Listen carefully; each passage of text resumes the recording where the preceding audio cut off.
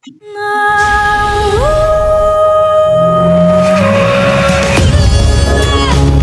Thea, siya ang tinakda sa brilyante ng hangin. Sinabi niyang hindi niya ipagkakait ang hangin kung tayo ay nangangailangan ng sariwang hangin.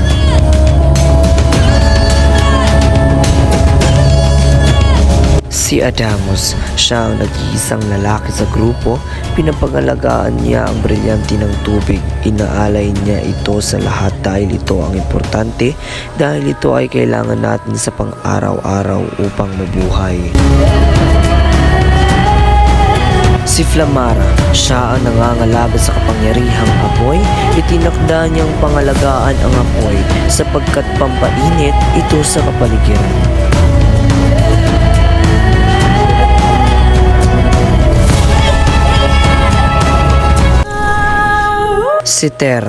Si Terra ang tagapangalaga ng brilyante ng lupa. Siya ang nagbibigay buhay sa mga halaman.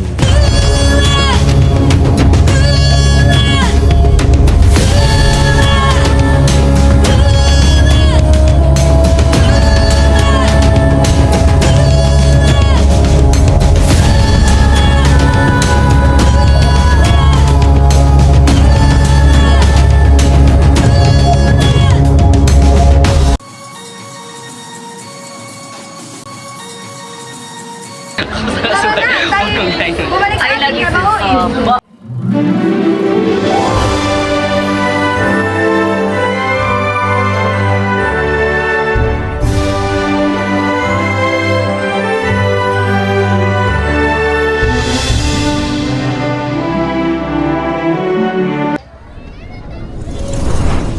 Maraming salamat. Ako'y nakatulong sa inyo.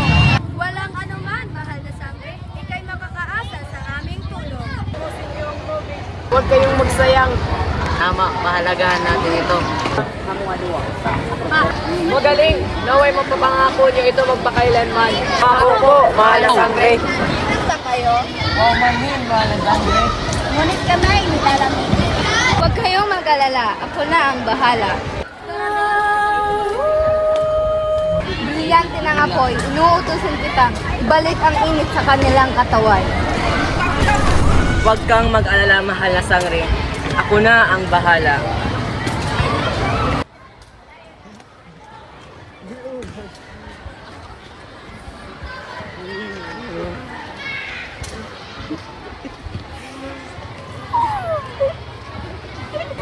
Tulong! Anak, anong nangyayari sa'yo? Na-birthday sa Anong nangyayari sa inyo? Ewan ko, parang tila nawalan siya ng hininga. Huwag kayong mag-alala. Ako nang bahala sa inyo.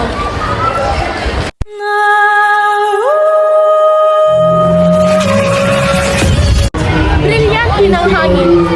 Tulungan mo siya na maibalik sa kanya ang kanyang hininga. Magaling na ako. Abisala is mamahal na sangre. Huwag kayong mag-alala. Basta ipangako niyo sa akin na pagbubutihan niyo ang brilyante ng hangin. Pangako ko, mahal na sangre.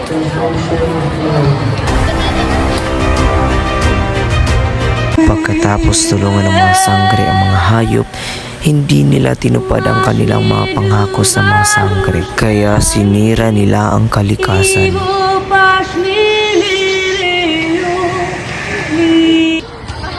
Mahal na sangre. Ibalik niyo na po ang balanse sa kalikasan.